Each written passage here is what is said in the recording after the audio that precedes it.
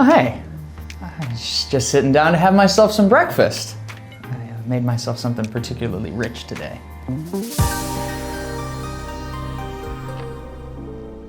Tell me, what do you know about the magician? Well, the magician is an archetype. Archetypes, as described by the Swiss psychologist Carl Jung, can be thought of as inner role models. But they're universal inner role models, almost like programs of personality passed from generation to generation, kept within our collective unconscious. The magician is a type of person. Sorcerers, shamans, primates like us, but somehow different, privy to secret knowledge, able to craft worlds and visualize realities that don't yet exist.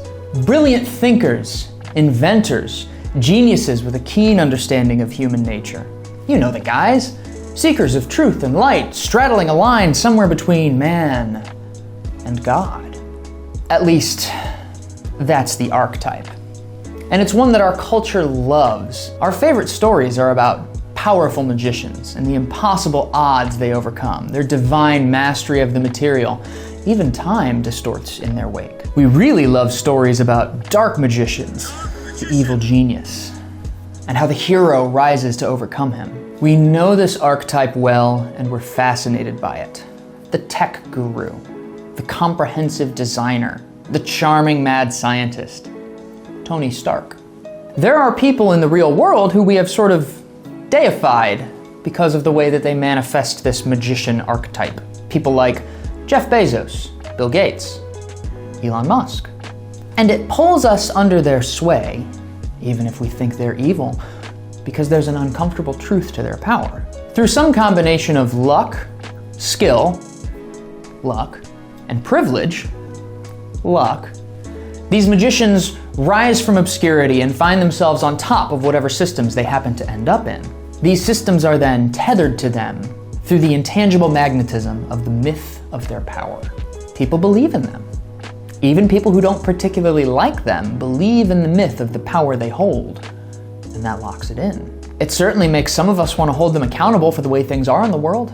We want them to save us, or hate them for failing to do so. And shouldn't we? I mean, their power is real. With great power comes great responsibility. They have access to tremendous social and economic influence, and often it seems like they're using it to make the world worse and not better. Right? Like they're addicted to the archetype, the self-affirming myth of their own power. They want more. They seem as if they're corrupted by it, intoxicated by the mythology that they are, in fact, our betters. The thing is, the magician is an archetype, not a person. People are buffoons. People are toxic and immature. People are the product of context and curiosity, zip code, opportunity, culture, class, genetics. No individual person is a magician except insofar as the rest of us have been convinced that we aren't. So let's explore the archetype of the magician then. What is a modern magician? How do they come to be? Why, if they aren't special, can they hold such incredible power? What can we learn from them, if anything? What does their existence say about society? I happen to believe that we are all magicians. The monopoly that these figures hold on magician mythology is ultimately unhealthy and imbalanced, even for them. And I think this world would be a better place if we all understood our power. Let's begin.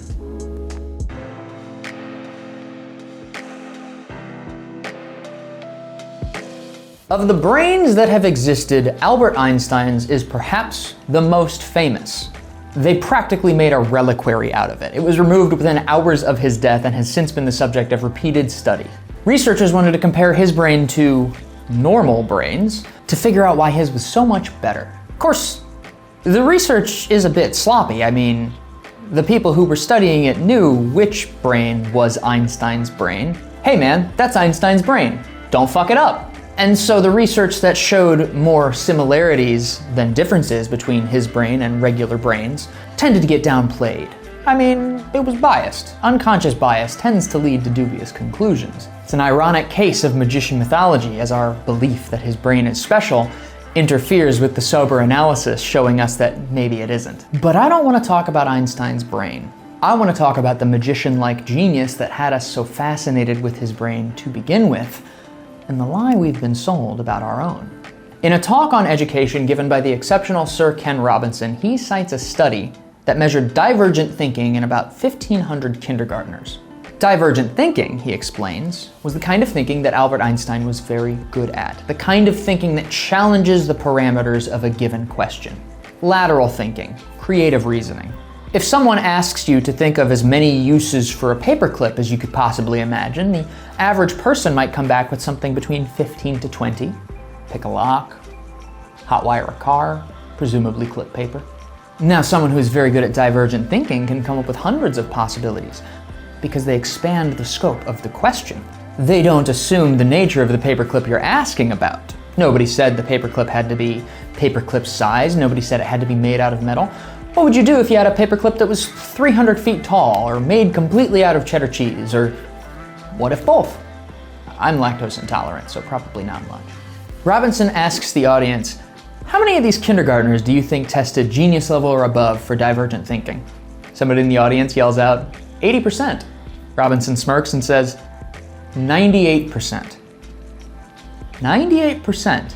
98% of a random sampling of 1,500 kindergartners tested at genius level or above for the kind of thinking that made Albert Einstein's brain seem so special to us that we passed it around for study after he died. That can't be right. Right? Now, this was a longitudinal study, meaning that they checked back in with this same group of kids 5 years later and then another 5 years after that to give them the same test and see what happened. The second test, when these kids were between ages 8 and 10, only around 30% of them scored at genius level or above. It's a pretty big reduction. The third test, ages 13 to 15, only about 12%. When the researchers, Dr. George Land and Dr. Beth Jarman, gave the same test to a group of adults, only about 2% scored that high. From 98% to 2%. What's happening? Robinson believes that school may be to blame. Essentially, that our ability to think laterally, to pose questions about questions, or to imagine flexibility within the parameters of a given question, is trained out of us by a standardized, industrialized education system. We are taught that there is one right answer, that there is only one acceptable way to arrive at that answer, that you cannot find the answer by looking at the back of the book or copying off of your classmates, and that the only important distinction between any two given minds is the year that they were born.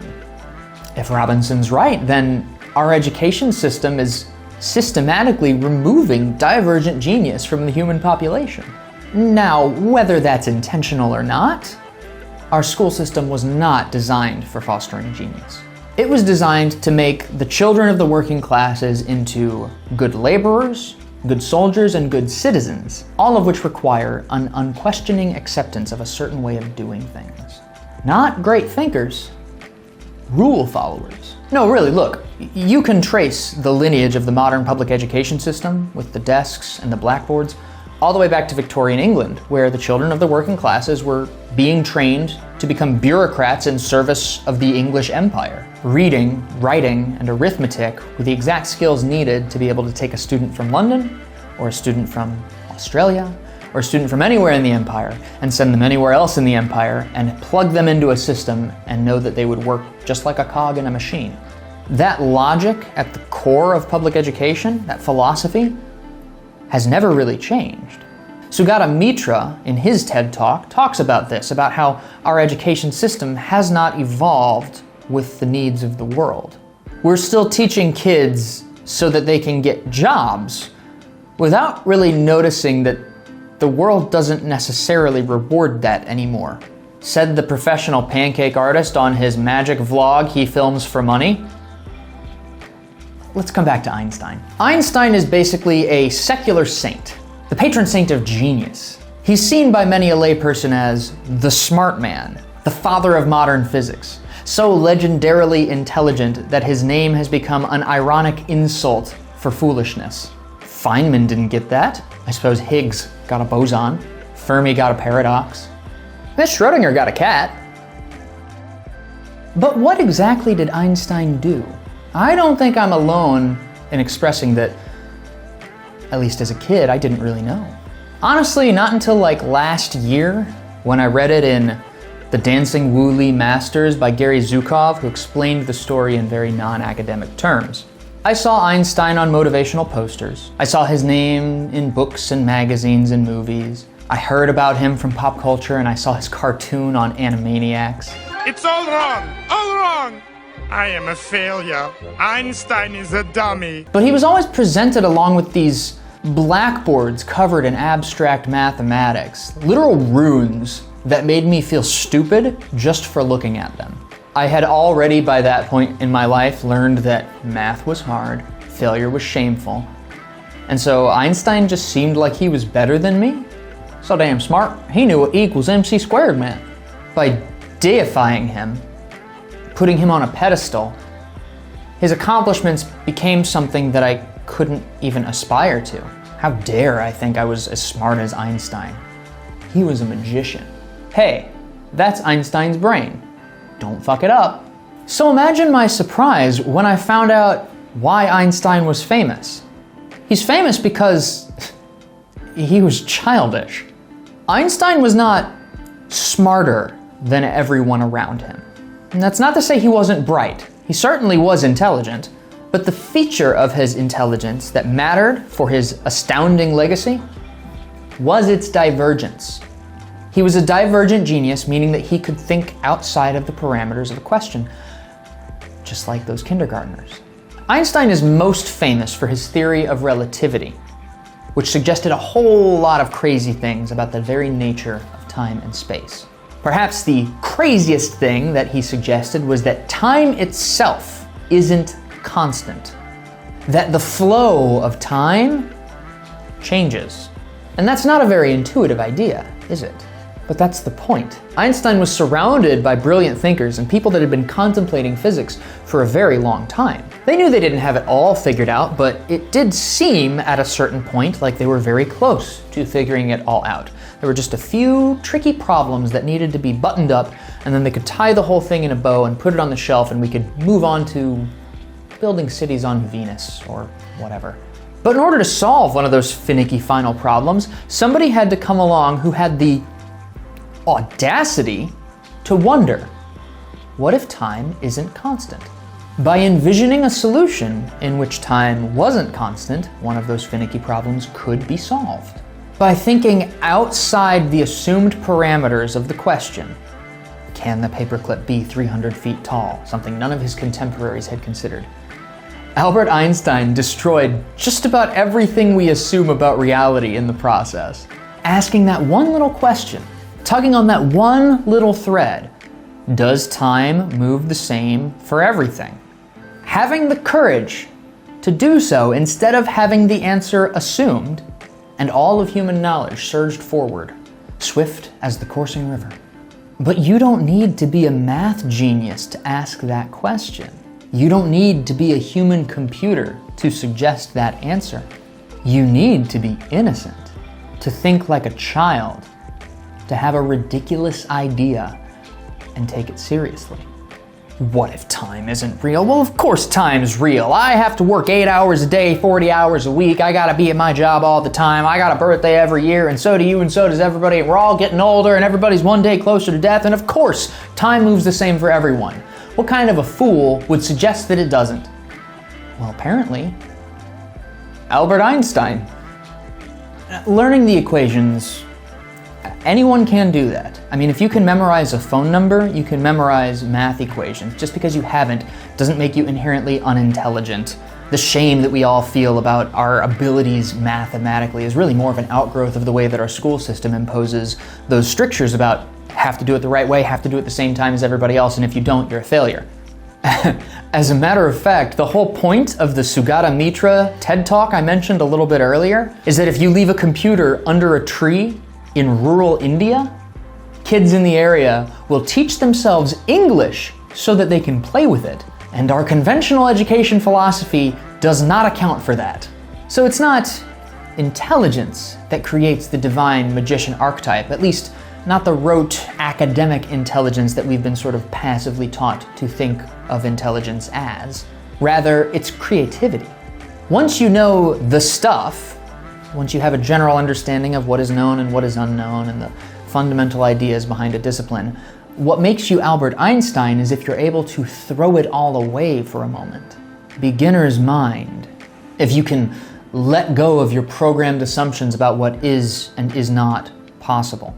That is how the magician creates new realities.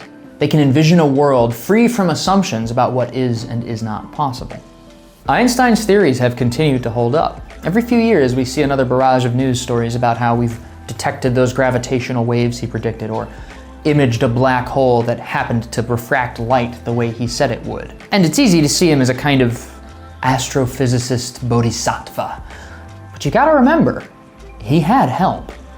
He worked with other scientists and researchers, he hired mathematicians to help him illustrate his theories. He wasn't a superhuman straddling a line between man and God.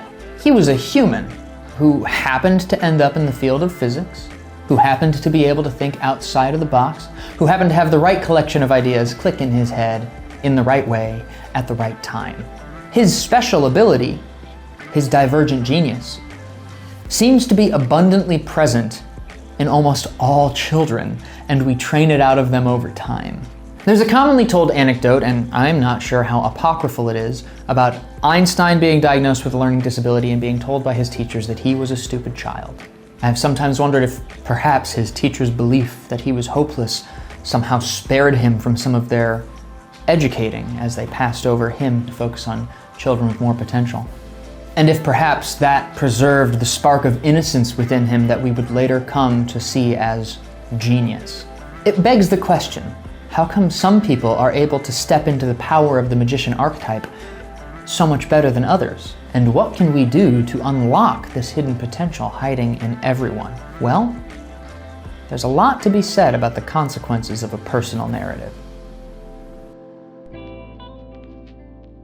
It's time to talk about privilege. As a cisgender, straight-passing white man, I don't know the first thing about privilege. See, that's a joke. And if you don't get it, that's fine. It just means that you're a part of why it's funny. Let's assume you don't know the first thing about privilege. What is it? Privilege is the idea that people don't receive equal treatment in the world, that there are certain involuntary aspects of a person's physical or cultural attributes that make their lives easier relative to someone who does not share those attributes, such as whiteness, maleness, able-bodiedness. It's basically the idea that able-bodied, cisgender, straight white men have it better than everyone else because of the way that society statistically shows favoritism to people based on able-bodiedness, whiteness, straightness, and being a cisgender man. The concept dates back to W.E.B. Du Bois, writing in The Souls of Black Folk, published in 1903, in which he observed that white people, in addition to not suffering from racial discrimination at the hands of the powerful, often were hardly aware that it even happened. Even today, it's really common for privileged people to deny the existence of privilege, to say that they've earned everything they have, that their lives have been hard, and to suggest that privilege has protected them from any kind of discrimination is dismissive of their pain. See, that's the thing about privilege. People who have it often can't see it. And it isn't obvious to them because they get few opportunities to notice it. Or at least not in a way that isn't threatening to their sense of identity and therefore outright rejected by the self-defense mechanism of their mind. Privilege really needs to be spelled out for a privileged person in a safe space for them to understand that they have it, what it looks like. There's a sensitivity that privileged people can develop that makes being accused of having a privileged, distorted perspective just seem mean to them. It can't be heard as anything other than an attack, and to be fair, it's often hurled as one. Usually, if someone feels compelled enough to call someone out for their privilege, it's because the privileged person has said or done something legitimately harmful, and a natural response to being harmed is hostility. In the best of circumstances, it's hard to hear you're wrong about something.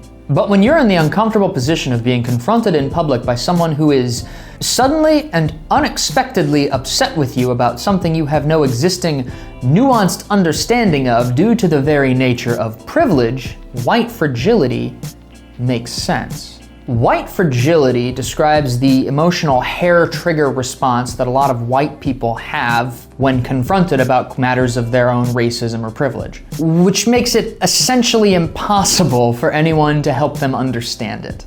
And so a nuanced understanding of these concepts is not present because it's never had a real chance to emerge. A large part of the reason that this understanding emerges so rarely is because of power dynamics. Power can make it legitimately dangerous to confront someone who is unaware of their own privilege, and privilege tends to confer power.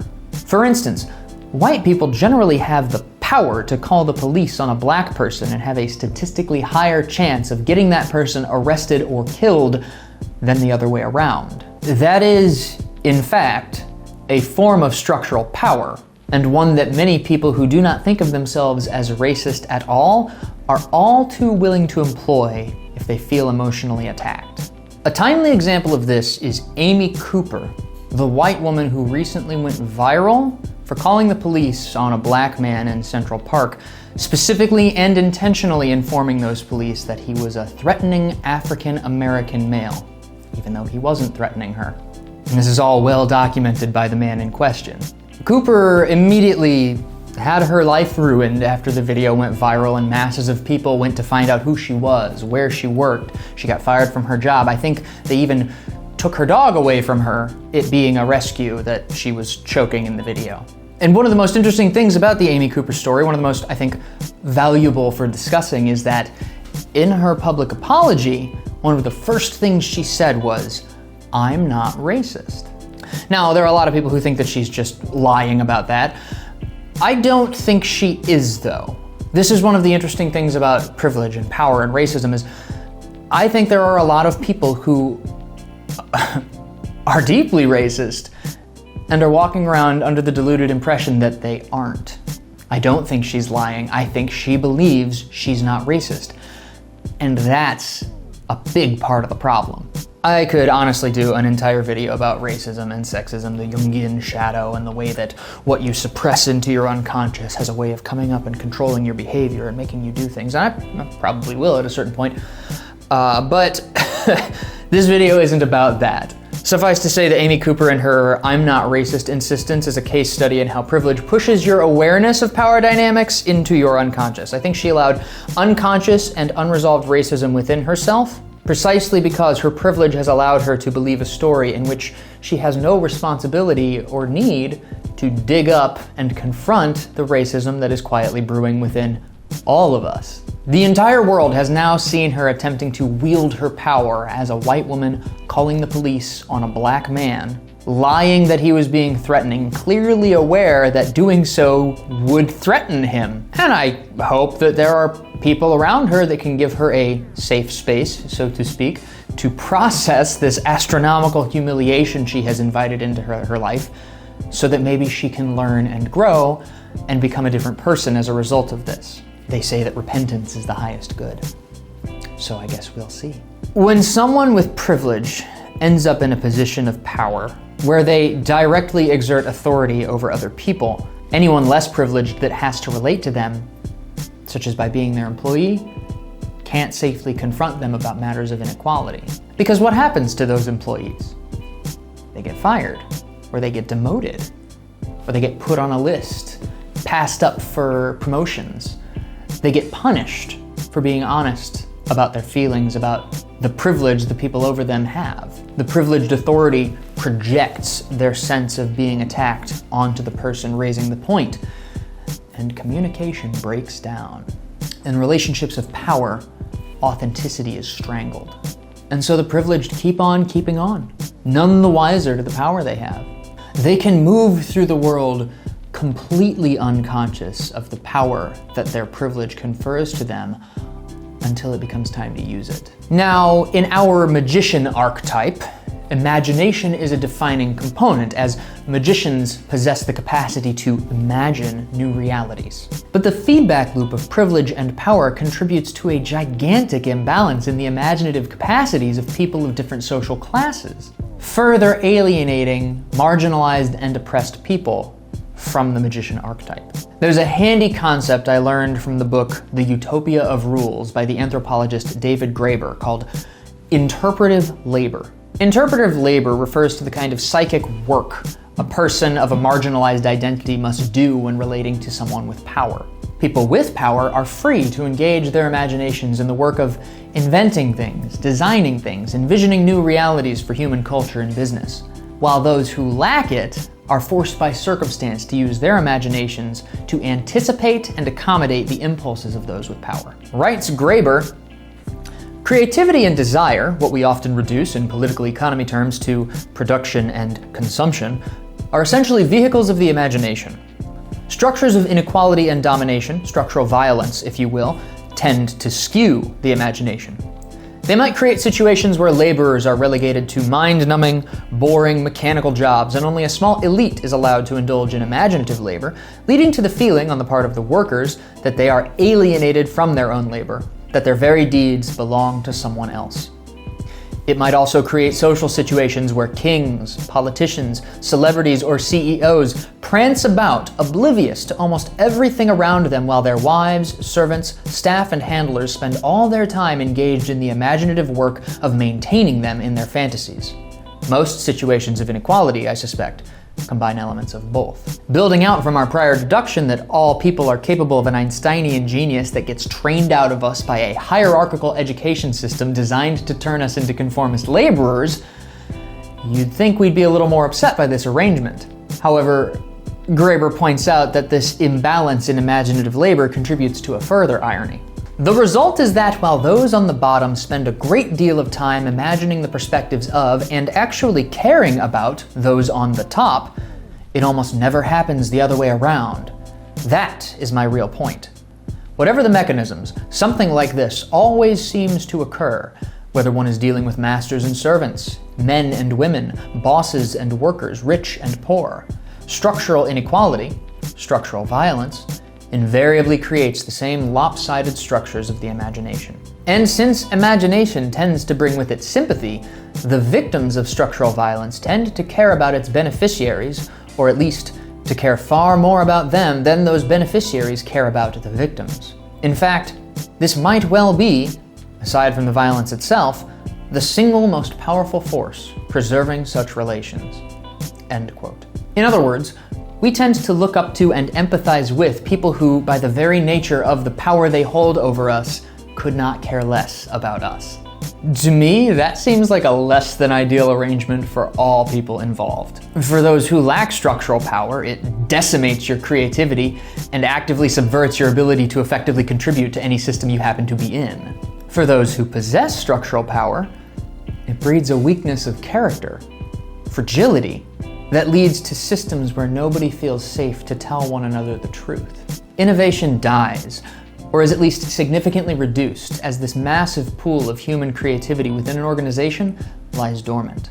Without information, or being unable to accept information about other people's experiences of oppression, privileged people's brains just kind of fill in the gaps. They take their subjective story of, well, I got off my ass and took the risk and did the work, and that's why I have what I've got, and apply it to everyone else, assuming that the one thing holding anyone else back is that they either aren't trying as hard or that they're inferior people, that they have nobody to blame but themselves, that they are each an individual, responsible for their own greatness, and that changing their world is as simple as assembling the pieces in the right way. While that mindset has problems, it might be at least half true.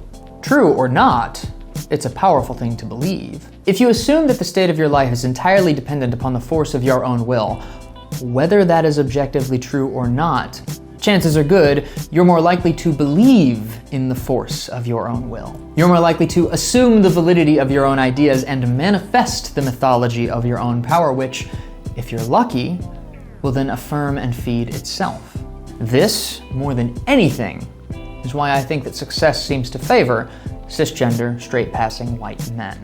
Our systems select for these people, not because of anything inherent about them, but because so much of becoming the magician lies in believing that you are one. And society seems to prioritize teaching that story to a particular group of people. Not only do the privileged tend to come from families with greater wealth, with access to generational employment and educational networks and a higher likelihood of having family stability and access to healthy food, On top of that, they have a much higher likelihood of seeing models for power and success in media who look like them. Elon Musk is a white dude.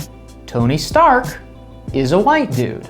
It is very, very easy as a young white dude to project my experiences onto these people, to understand my own power through the lens that they produce, to aspire to be these white male magicians. Nobody will ever tell me, not even once, that I can't aspire to be Elon Musk, to be as fabulously famous and wealthy and powerful as him because of my skin color, or my gender, or my sexual orientation, or my physical body. I grew up believing I was destined for greatness, through no fault of my own. Malcolm Gladwell talks about this in his book Outliers, which analyzes the life stories of extremely successful people like Bill Gates. Gladwell observes that the most successful people in the world tend to carry a deep sense of entitlement, a feeling that they deserve to succeed. This sense allows them to push through challenges and recover from failure in a way that many people can't, largely due to messages that they absorbed in childhood. Messages from parents, family, teachers, but also messages from books, movies, and history. Do we talk about the rich traditions of African mythology and philosophy in American public schools? No. Do we teach kids about matrilineal societies and Native American cultures? Not at length. But we spend whole semesters talking about Socrates and Plato, Odysseus and Odin, Charles Darwin and Friedrich Nietzsche. It's not bad to talk about these figures and stories, and it's not bad that there are people who are raised to believe in the power of their own creative vision.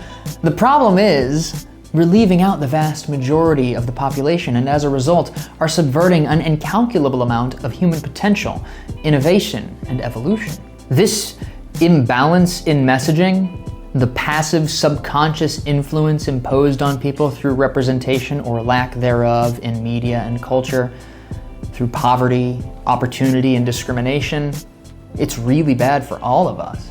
Especially if you assume that the big problems we're all facing are going to take collaboration to solve, which I believe they will. But there's something even more insidious, a much darker side effect to this global entitlement complex our culture downloads into men and boys. Violence.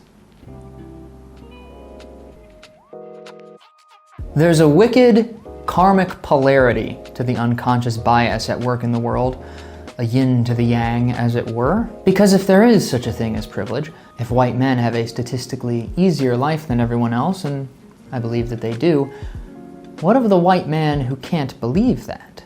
The one who got the short end of the stick. The white man who's been told his whole life to believe in this individualist story of self-mastery, the myth of the magician, an idea presented and affirmed by trusted parents and teachers and literature and books and movies and constantly, passively cemented into his subconscious, who is then faced with genuine despair in adulthood, eroding institutions, an education system that has actively subverted his ability to understand and prosper in a modern world, and a sense of being constantly vilified in the public discourse for having it better than everyone else, even though he's struggling and feels isolated and alone.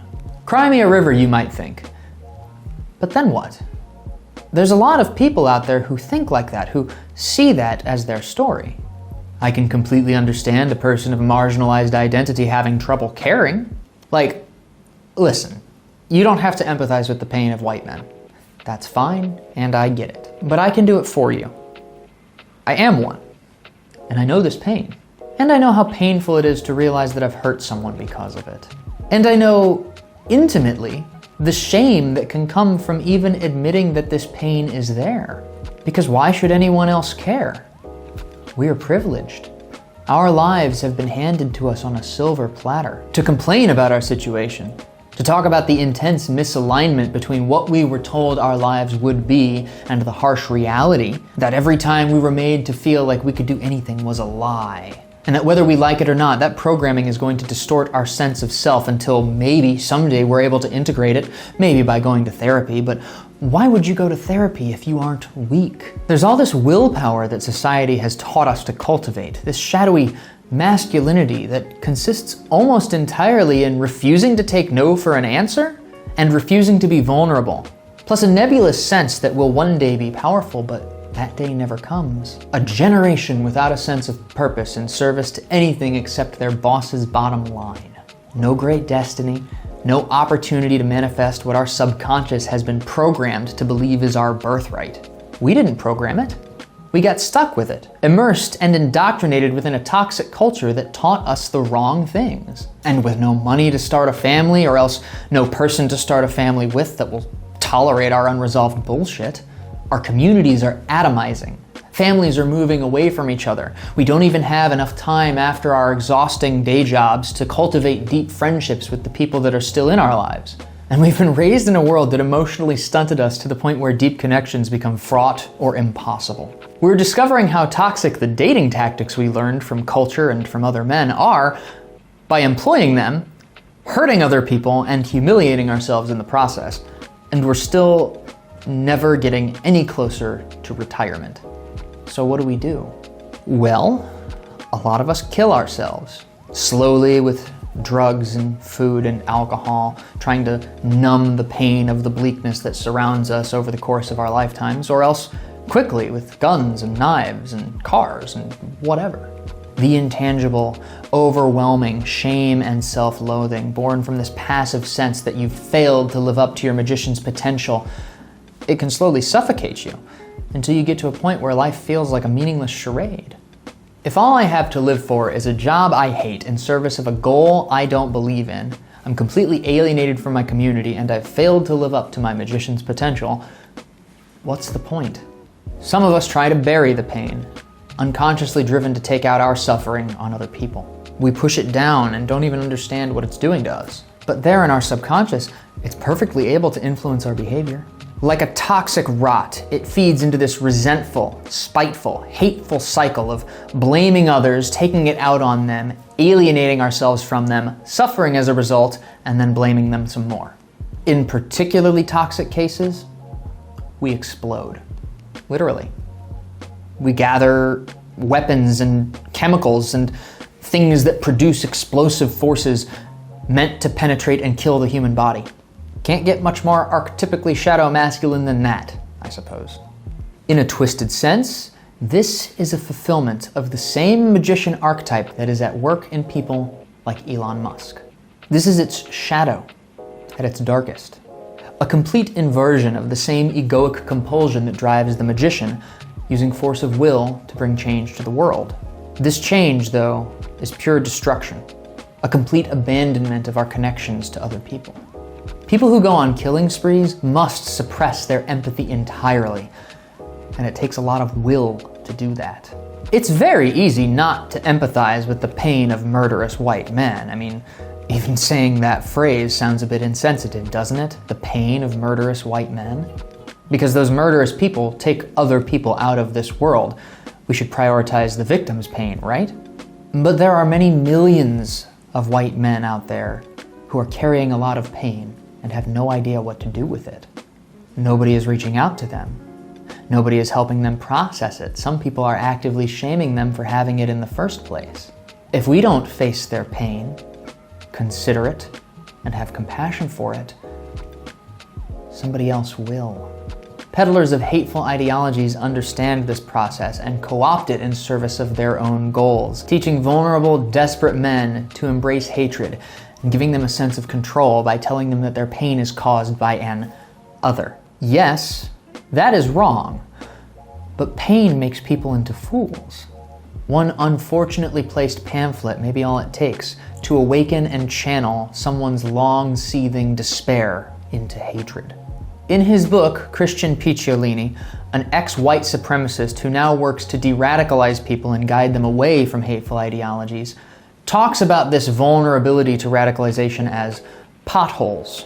Recruiters for extremist organizations find people with something missing in their life, some emptiness, a pothole, and offer to fill the void. If you can come up with an explanation for why someone feels so powerless and alone, people desperate for a sense of control will be all too eager to embrace it. people with a sense of wholeness and hope do not become radicalized. It seems to me that our lopsided cultural understanding of the magician archetype is contributing to some pretty big potholes.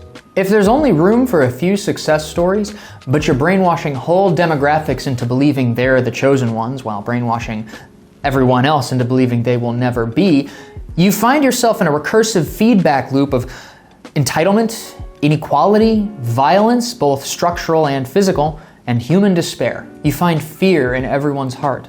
You find an epidemic of shame and hatred easily exploited by those who would see our entire civilization collapse. And the thing is, we could change that, but we'd have to stop being capitalists. You know, I struggled for a long time to script this essay. I've wanted to write about Elon Musk for a while because he occupies a very interesting emotional place in my brain. At one point, I idolized him. I've since come to be a lot more wary of doing so. He's revealed his humanity in a lot of embarrassing or problematic ways. Plus, my opinions on labor practices and what's really wrong with the world have all changed and sort of retroactively painted him in a new light for me. And I still like him, but I'm aware that that's a bit more controversial than it used to be. And a lot of people don't like him anymore if they ever did. So here's why I felt so supportive of him and his vision in the past, and also why some of those opinions have cooled. I was one of the weird nerds who would come to protect Elon Musk's image anytime I would see him being criticized on social media for bad labor practices or trolling online or being generally immature or irresponsible. I wanted him to be this perfect Ubermensch figure, the magician archetype, this inventor savant, even if I didn't know it, because somehow seeing him have the audacity to chart a course for Mars and then back that up with a plan that made it seem possible, and then to start to have success in manifesting that plan, to push for a new car manufacturing apparatus on American soil, to simultaneously challenge the fossil fuel industry, the car industry, and revive people's dreams of exploring space, I would have looked past a lot. Because there was something in this story that gave me hope. And when you don't have any hope, it's like water in the desert. It's nice to find some. In high school, I remember doing a project for Dr. Azar's AP Environmental Science class. Sup, Dr. Azar? Where I learned that research on solar panels and electric cars was actively opposed by special interests, that fossil fuel lobbyists called climate science into question for profit, that the whole system was rigged and that there was just no hope for future generations, even though we could power the United States with a solar panel the size of like Rhode Island or something. And I remember being furious, incapable of understanding how we could be so dishonest and self-destructive. It didn't make sense to me. Eventually I stopped thinking about it, just put it in the back of my mind. But there was a pretty intense period of terror, I recall, when I stumbled upon the works of Guy McPherson, the infamous climate doomsayer who wrote Nature Bats Last. And at that point, yeah, I distinctly remember calling my parents and telling them verbatim, I don't have any hope. I'm sure they were thrilled. And then sometime after that, I remember stumbling across Elon Musk's master plan on the Tesla website. It was a long blog post in which he detailed his vision for colonizing Mars and revolutionizing the world's energy grid in the process. I read the whole thing about how Tesla would start by manufacturing a luxury car to draw in luxury buyers who could then finance the next run, and then you'd have a second tier where you made more cars, and then eventually you could scale up your manufacturing to the point where it would be cost effective to make electric cars for the average consumer. About how they'd follow the same process in SpaceX and use large government contracts to finance innovation that would help to create reusable rockets and make it so that the cost of flying into space was dramatically reduced. About how both ventures would innovate technologies that would apply to one another, creating a sort of positive feedback loop in two industries that hadn't seen any meaningful innovations in decades. Later on, I bought and read his biography by Ashley Vance, and this was shortly after I'd finally overcome years of learning anxiety. And at that point, the deification was complete. I looked up to him. There was something truly moving about this story to me. I describe it as giving me permission to think bigger. That's how it felt. Why should I be content to let the world convince me my dreams are too big? Why should I accept that I can't meaningfully challenge the hegemony of truth and power held by institutions of higher learning? Why should I accept that money and finance are in their final form and no radical innovations can arise in that space? For that matter, why should I accept that I can't influence Elon Musk's spiritual growth through the clever application of a public-facing YouTube video? What's up, Elon? Elon Musk didn't accept that establishing a colony on Mars was a ridiculous goal. He said it, believed in it, and ordered systems around himself to start to manifest it. So it took me a while to be able to think about him more critically. Because he made me feel powerful, and I can't pretend that I'm not grateful for that. Heaven knows how that sense of empowerment is manifesting in my life right now. Empowerment makes a difference. Believing that something that seems impossible can be brought into the material realm with the right arrangement of elements, and that I don't need a college degree to do it? I'm only now coming to think about this in terms of the magician archetype, of some latent personality form within me awakening in response to seeing itself represented outside of me. Like a white boy sleeper cell just waiting to humiliate himself. But Musk isn't a demigod. He's a person. He's a human, and he's a capitalist who builds and maintains the same lopsided structures of imagination that are at least partly responsible for our present spiritual and economic malaise. I want to believe in his vision because I can see how vast it is, but I don't know how deep it is. Capitalism is an interesting thing. I don't feel any revulsion for the term. I myself am a capitalist in a lot of ways. I'm a businessman. I understand the market. I realize that the videos and the board games and the pancakes and all of these things have to be marketable. They need to be good products in order for me to get any meaningful benefit from them. I accept that capitalism exists.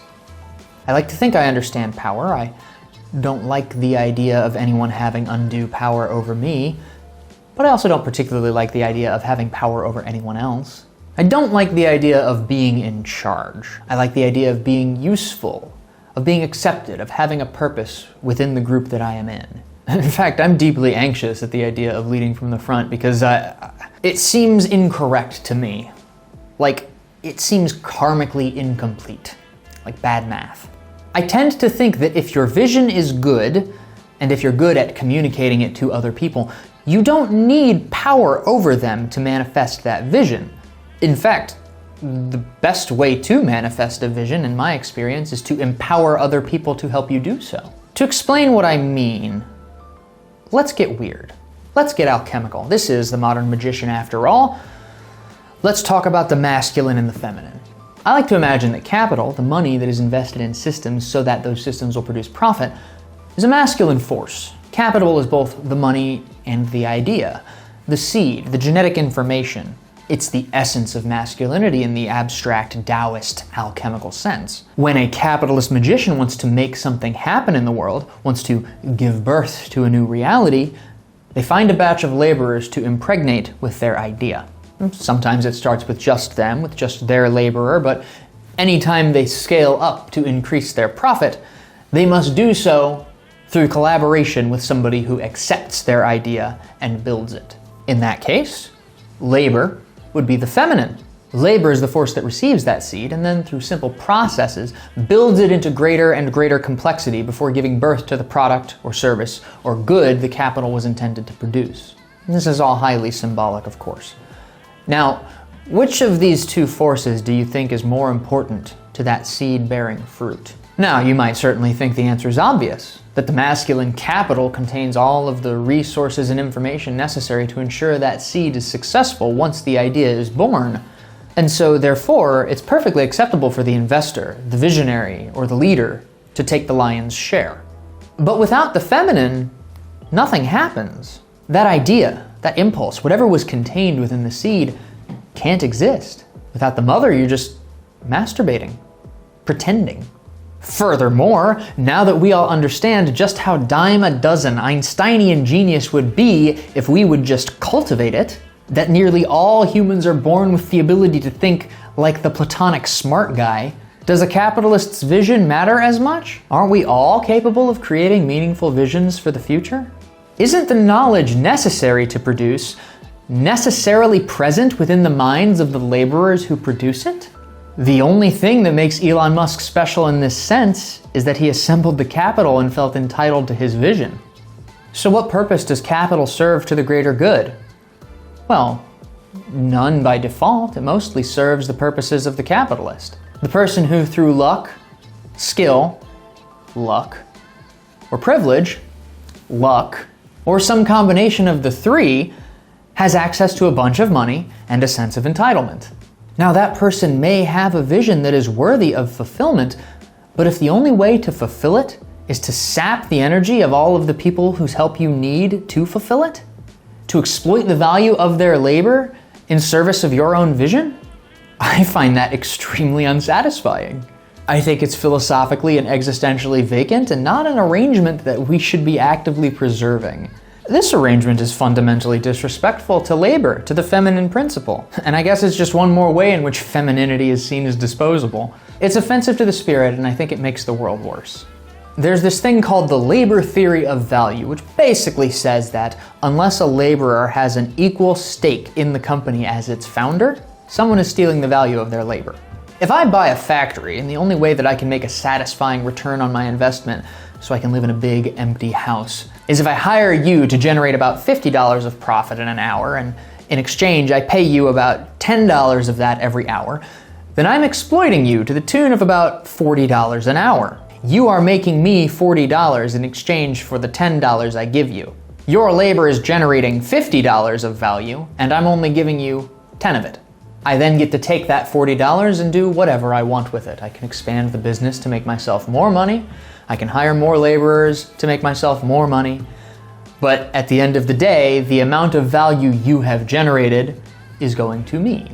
In the act of this exploitation, I do several things.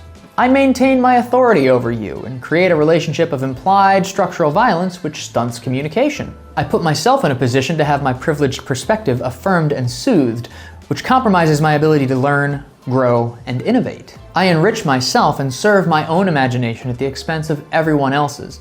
That is to say, people who could be one inspired moment away from solving all of the problems in the world.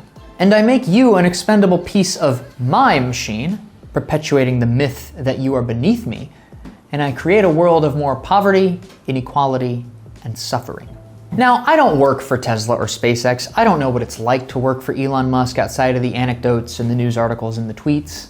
And even those articles are hard to make sense of sometimes. Plenty of negative news coverage directed at Elon Musk and Tesla has been financed by people who have a financial stake in destroying Tesla because they're fossil fuel companies that own media companies. Like, it's all...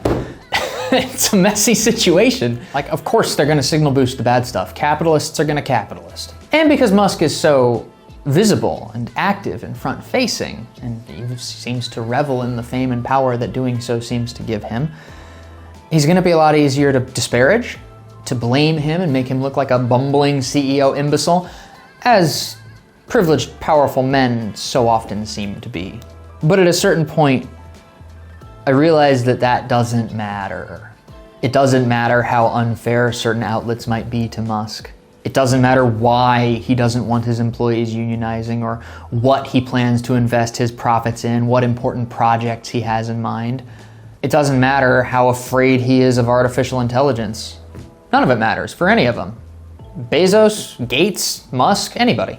Because fundamentally, their methods are at odds with their stated goals.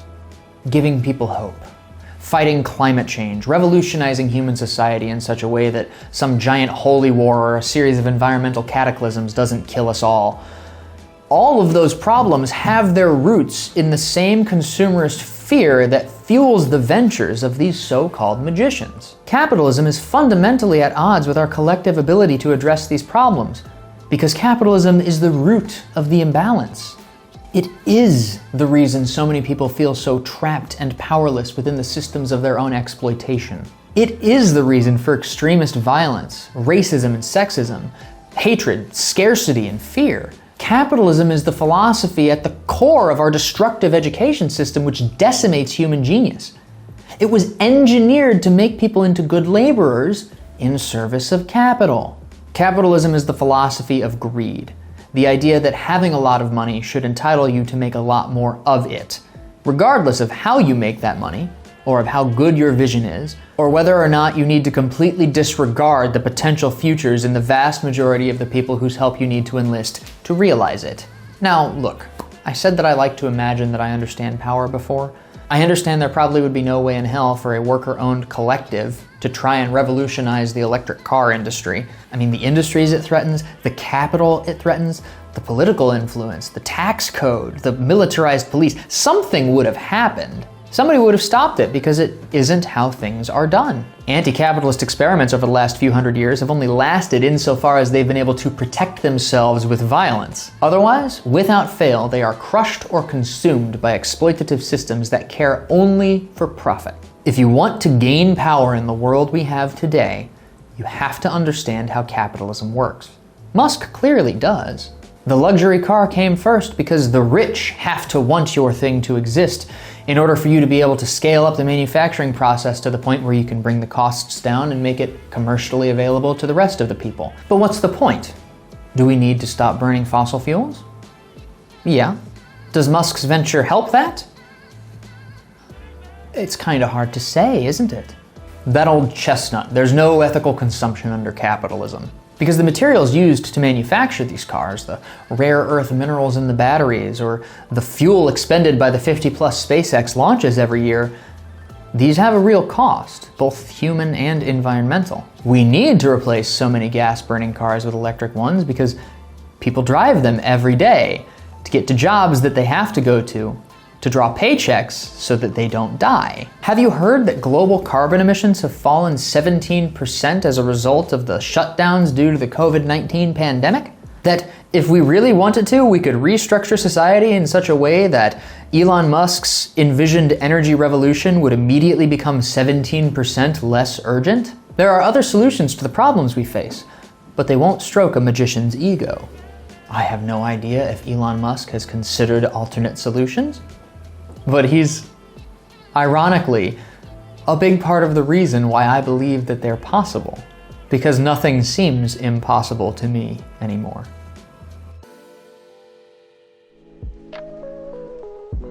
So it seems to me that magicians currently exist as this kind of capitalist paradox.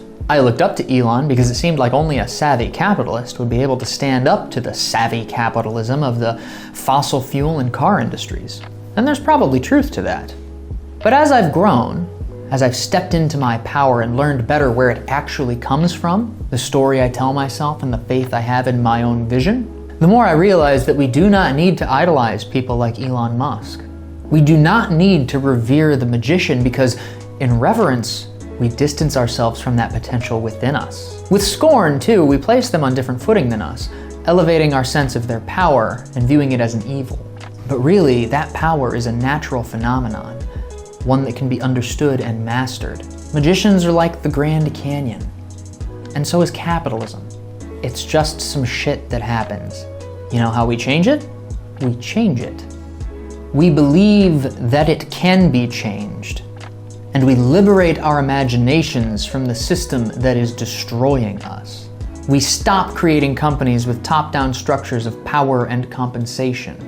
We stop believing that our clever ideas and financial risk entitle us to the value of someone else's labor. We stop believing in our own specialness and come to realize that we are nothing without the support of countless others, many of whom are invisible, who we constantly ignore or forget or take for granted, especially when we've been programmed to feel a sense of entitlement for our entire lives. We stop seeing people broken and demented by the system as lone wolf anomalies and instead come to see their story for what it is. A natural result of a social and political meme that we've been completely unable to imagine ourselves outside of because we've been busy using our imaginations in service to the magicians above us. We start telling ourselves, our children, and everyone we can to believe in the myth of their own power in this strange, intimately connected world of infinite human knowledge. To stop fearing failure, to learn the difference between shame and guilt, and understand that only one of those is productive. to dig up and examine the ways that we've been led to believe that we are perfect, or else that we are not, and to deeply consider them, to hold space for one another in such a way that we can all awaken the magician within us and create a world that is worth creating. Let us consume the mythology of the magician. Let us consume these figures in effigy. Allow these powers to be awakened within us and start doing the spiritual work that must be done to save ourselves from ourselves. Everything else is wasted time.